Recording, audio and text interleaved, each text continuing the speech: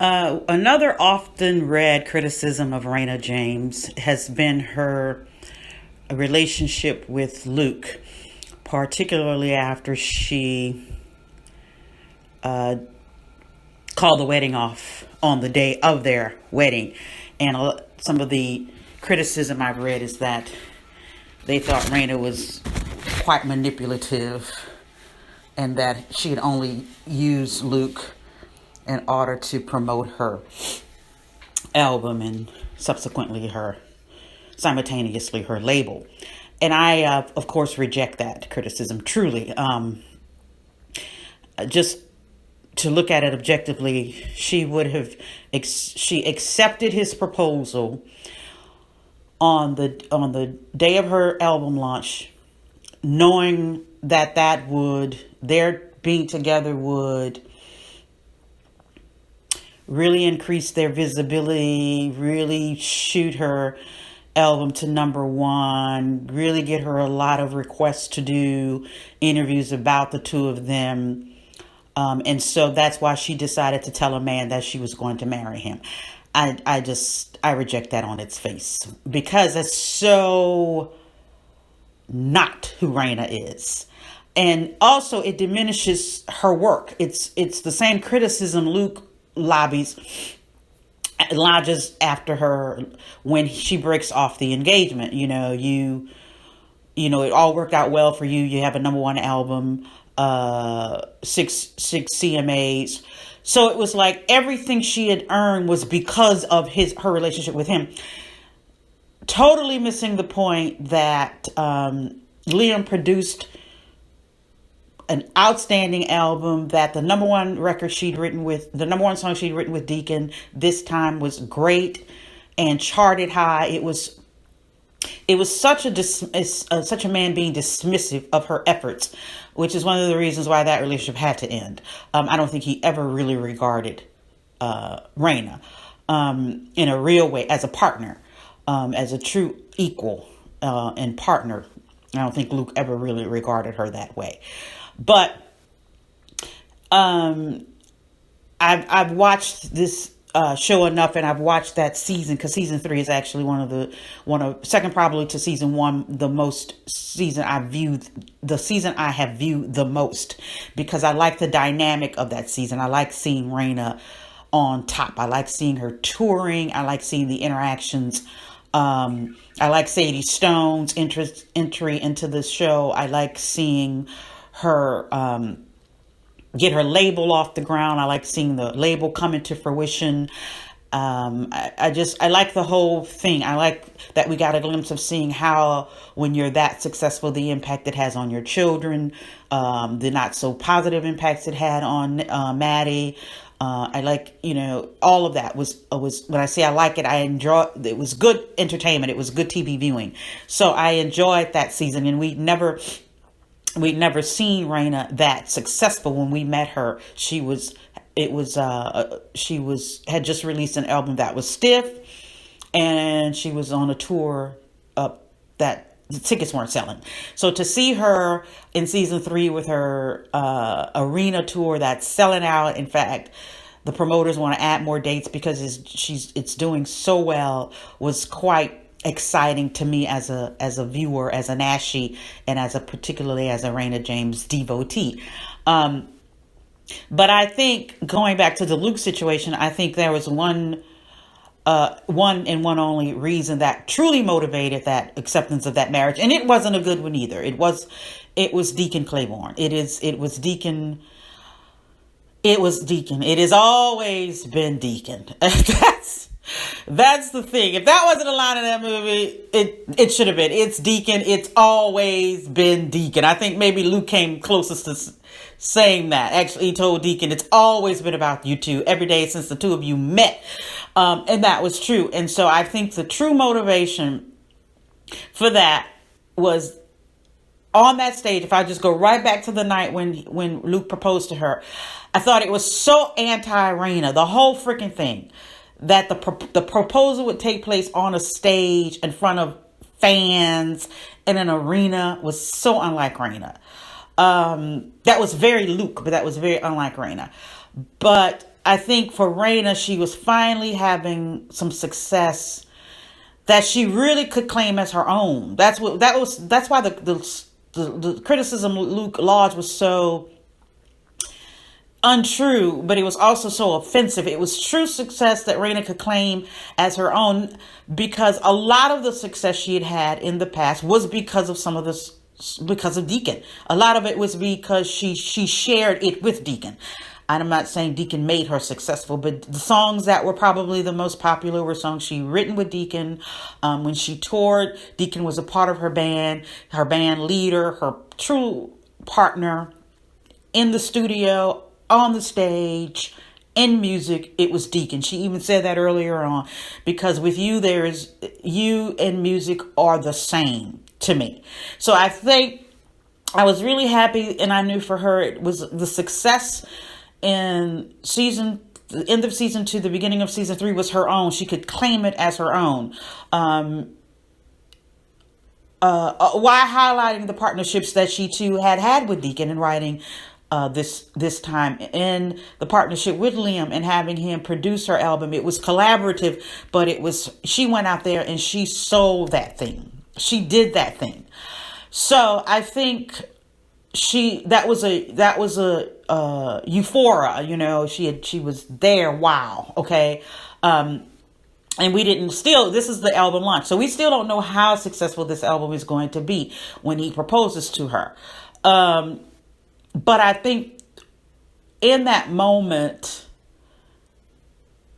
she wasn't driving towards Luke as much as she was driving away from Deacon. And that's what I mean by it.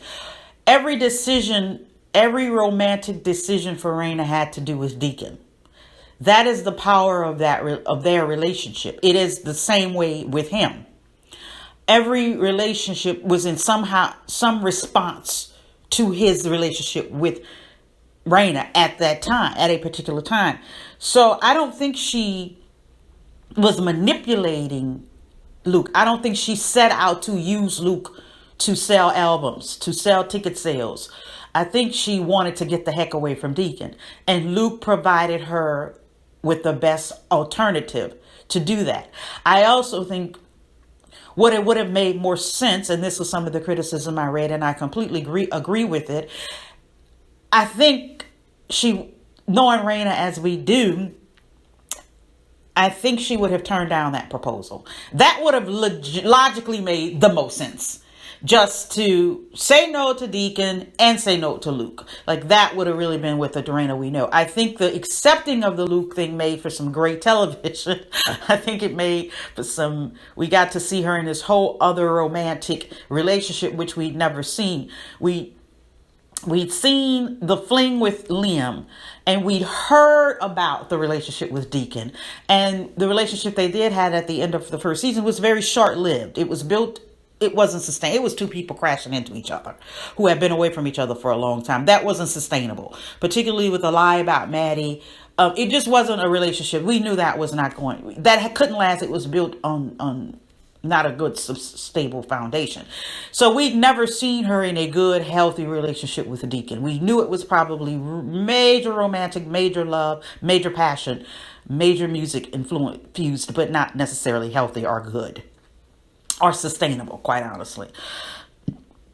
Or for anything that makes for a family dynamic. But here we were with this guy who was different in a couple of ways from all the other folk too. Namely, her ex-husband Teddy, and her ex-love Deacon. Luke was really, really rich. So unlike Teddy, who probably would grown up with some old money in a trust fund, he had lost a lot of money. He wasn't a very good businessman. And so in that marriage, Rayna was the breadwinner. And in the relationship with Deacon, the entire relationship with Deacon, Rayna was his boss. She was the headliner. He worked for her. And even though they were collaborators and wrote music together, and there is no doubt in my mind that at any point Deacon could leave that band, and when she did fire him, he could be successful outside of Rayna, she was still his boss. So you have a relationship with one man where you've had this life, and you are the breadwinner. Then you have this second long-term relationship with a man, and you are his boss. So Luke provided her a relationship with a man, a romantic relationship, where she was neither his boss nor the breadwinner. So it allowed her a whole different dynamic as it related to just money. Also, Luke was wildly successful. And he was the combining of Rayna's approach to doing Rayna's approach to her career and Juliet's approach to her career. He was the combination of that. He started with Rayna and Deacon in the old way of doing things, old school business, but he had mushroomed and exploded with the new dynamics and the dynamics of business, and had become wildly successful doing what Juliet did, the whole self-promoting, the whole brand awareness, the whole synergy, the whole get your hands and all kind of things. I mean, he put his name on barbecue sauce. He had boots with his name on it. He had leveled his success into becoming he was on his way to becoming an industry, as the brand marketer told him. You could become an industry in country music, your own industry. So Luke was wildly successful, wildly rich, all those things that revealed to us or shown us that he was considered still true to country music.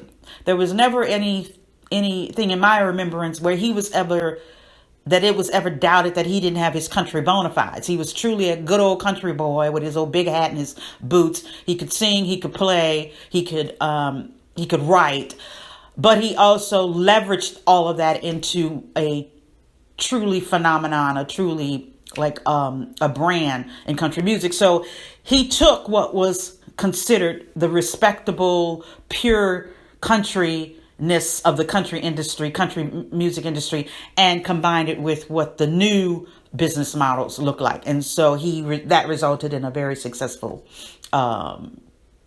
performer. So it was interesting to see. I think that was also very interesting to Rayna, because Luke was her contemporary, and she noted a couple of times about, how successful he was. Like, she asked him, what is that like, having your face on the bottle of barbecue sauce? Like, what is that kind of success like? Because that has never been what Rayna did. So I think that was part of the appeal. I think also, when we go back to the beginning, and I've done this, I watched when Luke came on the scene, like most people, I was a little skeptical of him. I was like, where does this guy come from? Is he working in cahoots with the hideous Jeff Fordham? Is he trying to do something to hurt Rayna? And then we moved away from that, and he was just really opinionated, I thought, and always trying to tell her what to do with her career when no one asked him. He wasn't as sexist and dismissive as Jeff was, but I thought he wasn't necessarily woke either in terms of male-female relationships and how to treat a Rayna like a partner. He didn't show her to me like he respected her in her fullness as an entertainer and a performer. Luke thought highly of himself. Going back to that whole think he's better than anybody. I don't think he necessarily thought he was better than anybody, but he thought highly of himself. And I don't think he thought as highly of Rayna professionally. I'm not saying he didn't think highly of her. I think he liked her. That, of course, becomes apparent when he's checking her out at the polo match. And then he's going in to ask Deacon about their relationship, if he and Rayna are in a relationship. And then he meets Megan and realizes that Deacon is in a relationship with Megan. And so we see Luke just totally straight up like eyeing Rayna. And then he meets Rayna later to listen to Scarlett, because Rayna wants to ask if he'd let Scarlett be his opener on his tour. And then he kisses Rayna. And now we're like, okay, what's really going on here? Except that, okay, maybe he isn't out to hurt her. He's just has a crush on her. And from there, he sets out to really woo her. That's what I see. He becomes like he really wants to be with her. And there's a time at the I don't know what's called, the music fest, when Juliet is having her issues, and Rayna decides that she talks to Jeff Fordham and she's going to give him her check and buy herself out of Edge Hill. And Luke just looks like he just disagrees with, no, he does disagree with that decision, but to me, it's like, because he disagrees, she should listen to him. And so when she says, that's what I want to do, this is what I've always wanted to do, it's been my dream to have my own label, he walks away and he said, well, I'll see you around. Like, okay, he if that, he isn't going to stick around if she's going to do her own thing. Almost like he doesn't approve, so he's moving on. And she said, yeah, I'll see you, we're cool. This is my decision. This really has nothing to do with you. So they, of course, continue to see each other. And then we hear Gunnar writing the song, the one that they collaborate on, Ball and Chain. And maybe this is when people thought, I'm thinking this is one of the reasons why people thought it was manipulative, is because Gunnar is writing a song for Luke. But Scarlett starts to help Gunnar with a line or two, and then he asks Scarlett to sing it through so we can just get a feel for it. Like, just sing it through with me one time so I can get a feel for it. And so when the two of them are singing it, Gunnar and Scarlett are singing it out of the side of the window, and Rayna hears it, and Luke says, Luke and Rayna hear it because they're together in the hotel room. Luke said that, look at that kid has written me a #1 song, and Rayna immediately says a #1 duet. Like, she puts herself into it too. This is going to be for both of us. We're both going to do this together. She doesn't say, oh, I'd love to do that with you. I think it could be a great duet. She just kind of jumps right in there. And I think that was more recognizing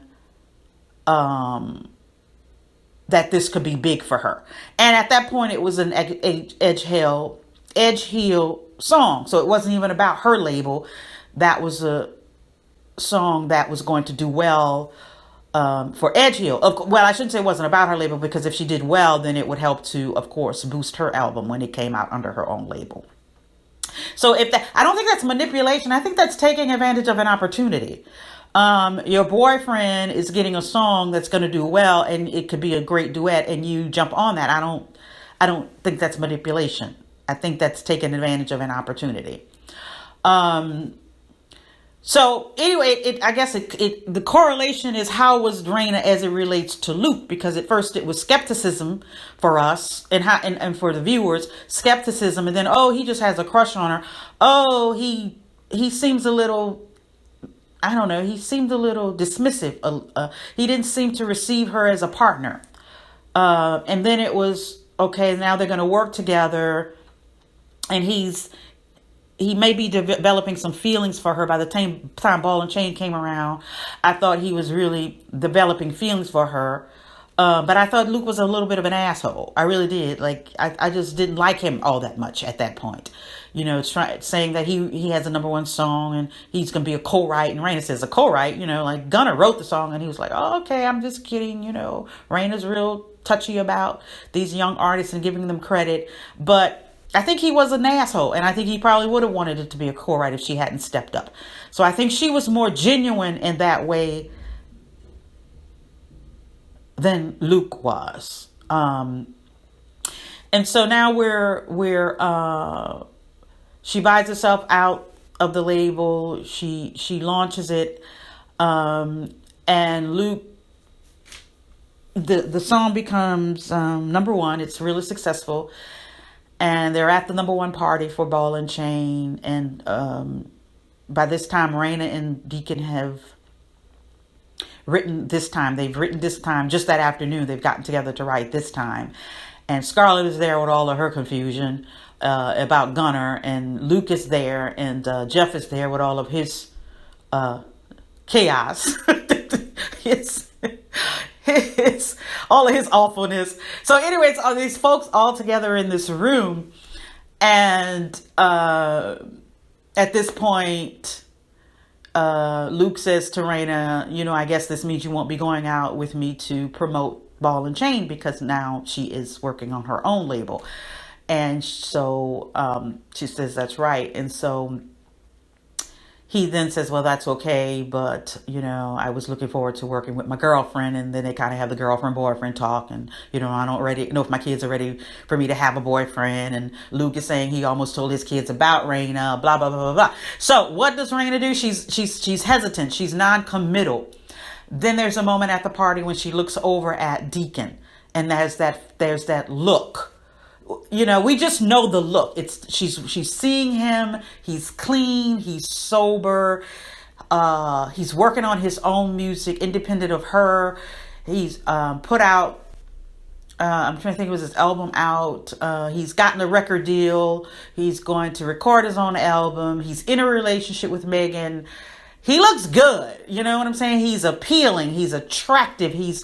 It's something she could latch on to. Because the feelings are there. There has never been a moment where I don't think any of us as viewers ever thought they weren't in love. And Deacon, I think, realizes it. They're still in love. I think Rayna was a little slow to catch up. But so she looks over at him and they've just worked together. So you have that enormous thing that they have together. It's Rayna and Deacon and music. And that is always good in a bad way. Oh, it's it's always good in a good way, and it is good in a bad way, because it's that coming together, and it's that thing that is just like they feed off it. So she's been with him that afternoon, writing this great song. She sees him at this party. She sees him being very much Deacon, and it's one of the things I've always liked about Deacon. Deacon never he never hovered around Rayna the way Luke did. I mean, Luke pursued Rayna. He wooed Rayna. He went out of his way to get Rayna. He wanted her. And we don't see that with Deacon. And I know that's because they've had 11 years together. And so he's a little bit beyond that. But also because he knows Rayna. It's always up to Rayna to make her own decisions. So you give her the room to make a decision. So he didn't pursue her. And again, he was in a relationship with Megan, and I think he was committed to that relationship. So he wasn't so much eyeing Rayna as Rayna is giving him the eye at this party. And just like I'm saying, my thesis of this particular story is that it's always about Deacon. So when she sees Deacon and she, in that just those few seconds we see her looking at him, she knows what could happen. She can walk right over to him, have a conversation with him about the way, it was to work with him, their feelings, do we think there's still something for us here? Should we pursue something? Blah, blah, blah. And they fall. It is no doubt that Deacon would never say, no, I'm with Megan. Okay. He'd fall right back into whatever that thing is Rayna is offering. And she knows that. So what does she do? The next thing we see, she is asking Luke to meet her children. So she has now committed herself to this relationship. And I think that was her making a decision. Do I try again with Deacon, or do I just truly leave that alone and go in this other direction with this man who at this point is a wonderful man. I mean, he's just been nothing but like, he's been groovy up until that point. I don't think he's been great, but he's been groovy up until that point. And even at that party, Luke apologizes for being what I thought was like a little shit with her at the festival when he is trying to talk her out of making a decision about her own label, as if it were his business and she didn't ask him for his opinion. So it was unsolicited advice. And so he realizes that and he apologizes. And she said, "You don't have to apologize to me." So it's like, you can say what you want. The decision is mine. And so I think the beginning of that relationship and at that level now is about not wanting to reconnect with Deacon. Um, the very beginning of the relationship, as we know, it happened on the day that Teddy remarried. So, to some extent, Teddy had a little bit to do with the motivation behind getting with Luke in the first place. I think it was also seeing Luke in a different way that she'd never seen him. She kept saying, you're surprising me. I didn't know this about you, that you like horses, that you had this big ranch." I think she's seeing him as a new light. Luke is someone she grew up in the business with earlier on, but now she's seeing him as a grown man, having been married, having children. So she sees him anew, and she sees. I don't think she sees success, though she sees success. I think she sees gravitas in him, music gravitas, settling in a man who's have some experiences with a marriage that ended, two children. So he mirrors a lot of her life, unlike Deacon, who's never been in any kind of long-term relationship except the one he's had with her. He's learning how to be a parent with Maddie. So she would still have to be a leader and a teacher in a relationship with Deacon, if she were to pursue that. But with Luke, I think she thinks she's getting a partner more on some of the levels that she shares: success, the desire for success, knowing what it takes to have success, the work, the hours you have to put in, something probably Teddy never really understood because he wasn't in the music business. And also, unlike Deacon, he's been married and he has children. So I'm thinking she's seeing all of this now anew, and so that makes him more appealing to her. This is their first encounter at the ranch. And that's the first time they sleep together, but that was also the day that Teddy remarried. So that's a reaction, I think.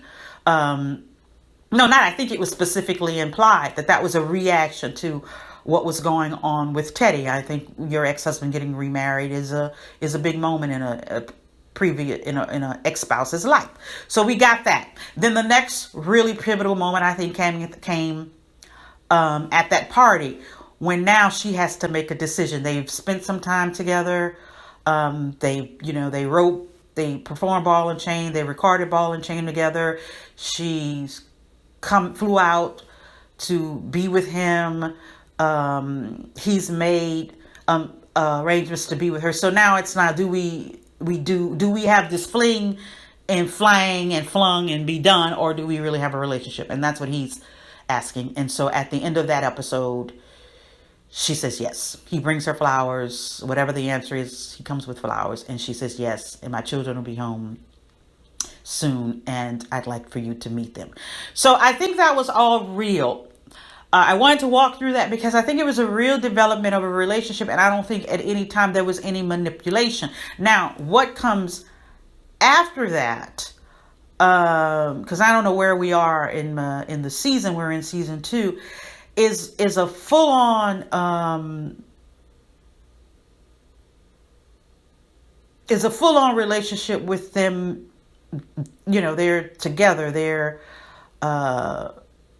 being together. And one of the things Luke does is he owns a race car, and so he puts Rayna's face all over the race car, and as it's a race car is coming up, and so that's advertising for her. And I remember thinking in that scene when he surprises her with that car, it's like, man, Luke is really wooing her. Now he's really trying to get her. And I think in part that was all part of Luke's personality. He's big. He's go big or go home kind of a guy. So you go big. You have the big grand gestures with the car, maybe to some extent even with that stupid proposal in an arena. But I think also, I don't think Luke was ever not aware of Deacon and the relationship with Deacon in Rayna's life. And it's interesting because as the relationship with Luke matured and grew, there was more of Deacon in it. Because even though Deacon now knows that Maddie is his daughter, And Megan knows that Maddie is his daughter. The world doesn't know that Maddie is his daughter. Earlier on, it was just a few people. Now it's, the inclusion of Deacon and Maddie and Megan and Scarlett knows. And Juliet knows. But the world doesn't know. And so when Maddie posts something online with using Deacon's last name, and then it becomes a whole national conversation, and Deacon and Rayna and Teddy have to go on national television to talk about it. It's like, okay, this relationship Luke was trying to keep in this cocoon to keep it, I think, in some way, knowing in order to have her, I gotta keep her away from Deacon, or she is only gonna be with me as fully as she is away from Deacon. From every moment she is less Deacon, it's more Luke. And so they're moving in that direction, and then this whole thing blows up. And so now she has to go right into everything, the whole Deacon thing. More, the relationship with Deacon, the fact that the relationship produced a daughter, all of this while being in a relationship with Luke. And it's got him feeling major insecure. And I think that was a real part of Luke's desire to move that relationship along very quickly, I thought. So when he gets in the car after they do the interview, the national interview, Rayna and Deacon and Teddy, and he just, he punches the back of the seat. It's the frustration at not being able to separate her from Deacon. Understandably, I'm not even saying I don't understand it. It's an understandable reaction. It's understandable, but it wasn't a realistic reaction. Because here's the thing that Luke and Teddy never got. And it's funny because when I talk about their two relationships with Deacon, here's the thing they never got. If Luke was going to have a successful relationship with Rayna, it was going to have to include Deacon. There was just no way for them to have a relationship without Deacon. And they both stupidly said things in that relationship. When Rayna is talking to Luke about after they get married, they combine their tours. They call it the honeymoon tour. And, it's no fighting. It's no more separation. They can come together. They won't be apart so much. And then, and Luke says, and no Deacon. And Rayna says, yes, no Deacon. Now, Luke invited Deacon on his tour. So all of a sudden now he wants him gone, but whatever. But yeah, and Rayna says, no Deacon. And I thought, you two are just foolish. Because you have a relationship with this man and you have a daughter with this man. So there's never not going to be a no Deacon. Deacon is part of the Rayna's package. It's Rayna, Maddie, Daphne, and Deacon. Now, Deacon said that at the end of season 2 when he's asking her to marry him. It's Maddie, Daphne, you, and me. He meant it in a totally different way, but the truth is 99% of that is correct. Any man that was going to have Rayna was going to have Deacon as part of that relationship. That is just the truth. And it's in my mind. I'm thinking about Big and Carrie and Aiden. When Aiden asked Carrie to separate from Big, you got to cut him loose. In order for us to have a trusting, loving relationship, I can't have this guy around. And she said something that I thought was just ridiculous at the time. And she said, I can't do that. And Aiden asked why. She said, because he is a part of my life. And I was like, girl, move on. And I understand that more. They didn't have a child together or anything. And they hadn't had a 11 years relationship and weren't working together. It wasn't all those ties. But I understand that. And I think any man trying to have a relationship with Rayna and not understand Deacon's inclusion in Rayna's life was destined to not have a relationship with Rayna. I think Luke played that poorly. Because at first he tried to take Deacon in. He's his old buddy. He's, you're so talented. You have a record label. Come on my tour. And then as he got closer and closer to Rayna, he wanted to separate Deacon. It became more an antagonistic relationship when it started out that there were buds. And it's because as he grew closer to Rayna, he wanted less and less of Deacon. He resented Deacon, which is actually the opposite of the way it should have gone. But in any event, that was never going to work. And it was the same thing with Teddy and Deacon and Maddie. After Maddie discovers that Deacon is her biological father, what does Teddy do? He fights it at every turn. He fights a relationship with Maddie and Deacon. He comes up against it. He gets into an argument with Deacon. He keeps being, he was nasty and critical and judgmental of Deacon. He found opportunities to Rayna deserved 1,000 times better than you. Maddie did too. A lesser man did do the thing you did. You were a lesser man. It was always a put down of Deacon, and that was nothing other than fear and Teddy's just erroneous assumption that he was somehow a better human being, though he was a thief and an adulterer, embezzler and adulterer, and he put his daughter in harm's way. But Deacon's the bad person. So anyway, he never understood when you cause such a divide from Deacon and Rayna, and that was more about Deacon and Maddie, but you are gonna lose. That's a losing formula. Particularly with Teddy, it was just not even morally right, because that is his daughter and he didn't even know. You all lied to him, and now he's trying to have a relationship with her because it's what she wanted. So anyway, that was just wrong all around. But those two men had such harsh reactions to Deacon that I think caused both of them to lose things in the end. I think it caused Luke to lose a lot of Rayna's affection, and I think it caused Teddy to lose a lot of Maddie's affection in the end. I think she could have been closer to him if he had handled it better. I think she eventually forgave him, but I think I shouldn't say he lost a lot of things. I think he could have lost a lot if he didn't change his ways about Deacon. This is Teddy. He could have lost a lot. He could have potentially lost his daughter if he didn't change the way he interacted with Deacon.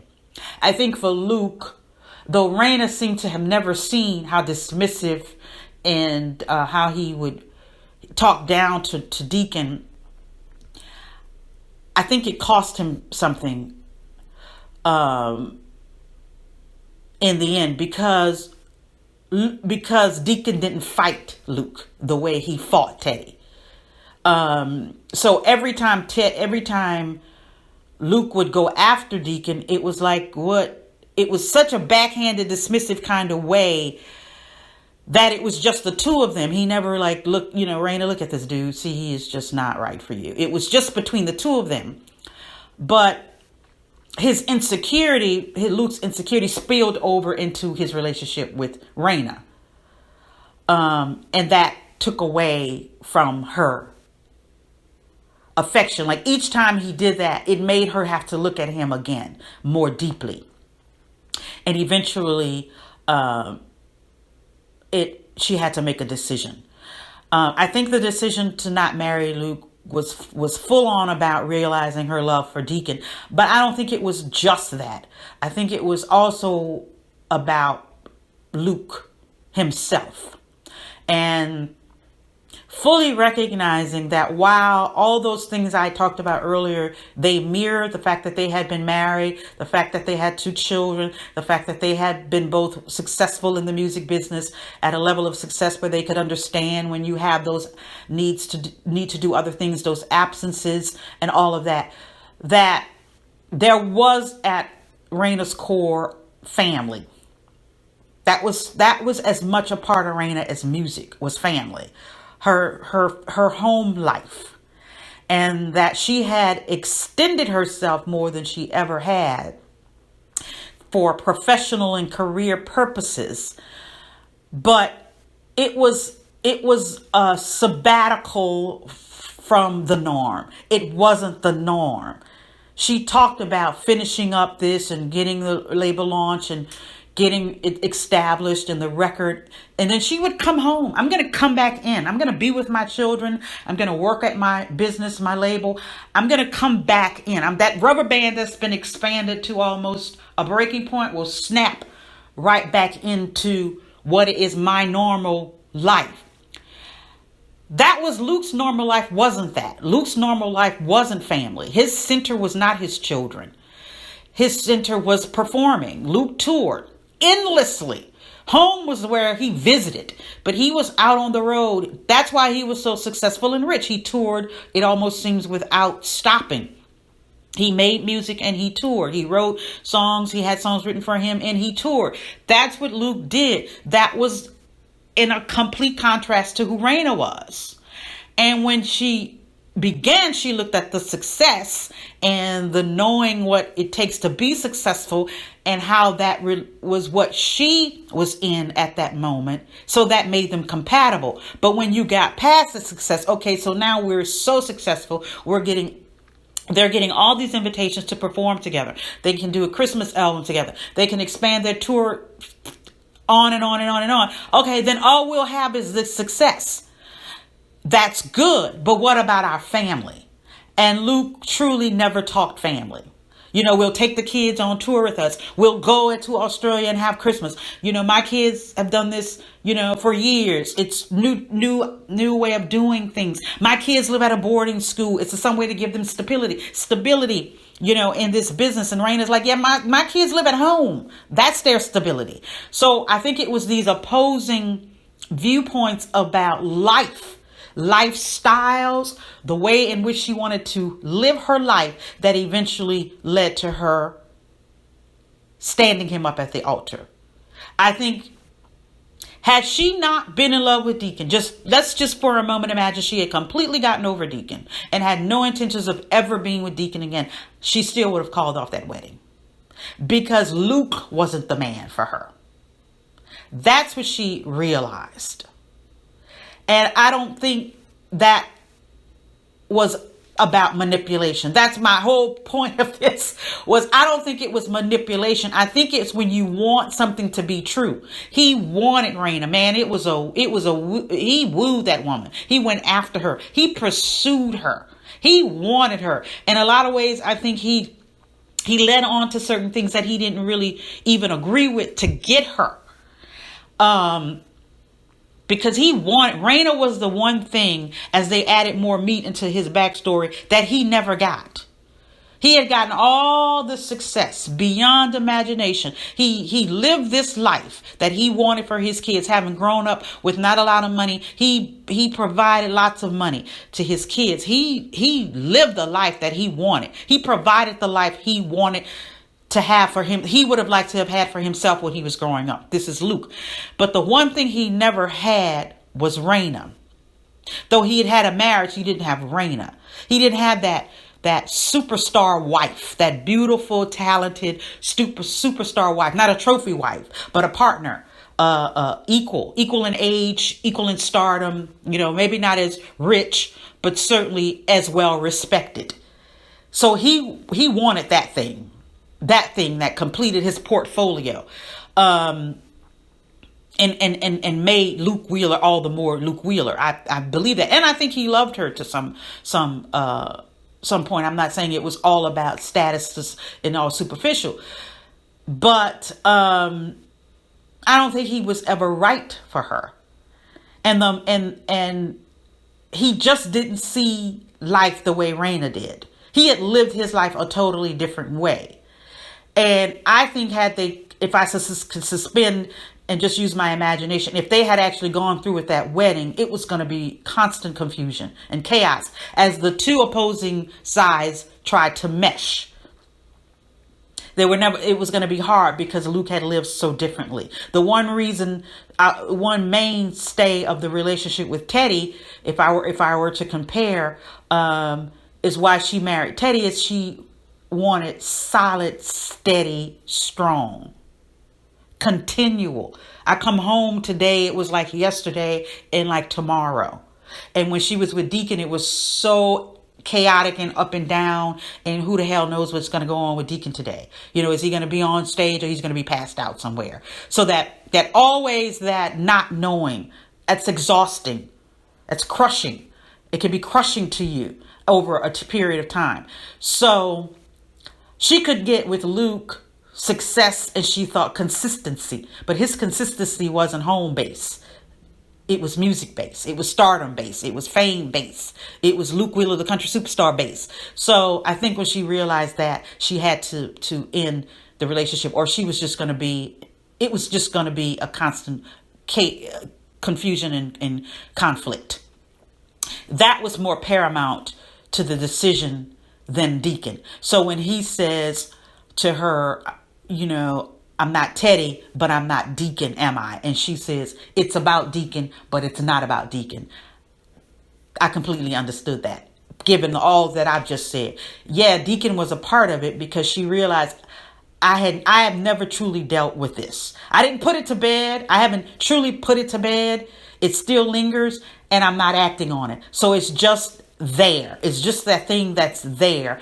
And unlike Rayna of season 1, who just wants to smash back into Deacon when she gets out of that relationship with Teddy, right now she realizes in order for her to go forward in her life, she has to deal with Deacon in a real way. Because he has made overtures to deal with her in a real way. I think the whole proposal was a little premature for Deacon too, but I think he was ready to deal with Rayna in a real way. Not so much drama as much as let's really establish a relationship here in this particular time in our lives. We're not going to go back to when you were 19 or 20 or 21, 30 when Maddie was born. We're going to go right here, right now, and look at our lives today and see if we can build a future today. So he had already expressed at least some desire to do that, and she had said no. But now I think on the night of the wedding, on the night preceding the wedding, that's all that was part of her mindset, is which takes me back to what she said to Teddy. It's about what kind of future we want to have. And a lot of what they did, particularly Deacon and Rayna, was all in the past. It was a lot of past stuff, dredging up past stuff, dealing with past stuff. And so I think mid-season 3 was really about, now I have to deal with the right now and the where we're going together. And unless I just go in there and say, I'm not in love with you and I don't ever want to be with you and you need to get your life together with another woman, that was the only other thing that could happen. But that wasn't true and that wasn't real. She was in love with him and he was in love with her. And there was a possibility for a future. So then you have to deal with that. You can't go and marry another man. That's not even real or true. And that's not even built on anything sustainable. So that's going to come crashing down, particularly with a man who is already insecure about your relationship with this man. And this man has to be a part of your life because you have a daughter with him. And a man who wants to go away and be away from home a lot. So all those elements were working against that relationship. And bottom line, I don't think it was manipulation and her wanting to be successful. And then once she had reached a pinnacle of success, a different level of success, she decided to do away with Luke. I completely and utterly and 100% reject that thought on its face. I think, for all the reasons I've laid out, I think she just made a decision about her future. And it was one of the first time Rayna did that. She made a decision about her future, a real decision about her future. And that's me, AnnRenee, on the did Rayna manipulate or use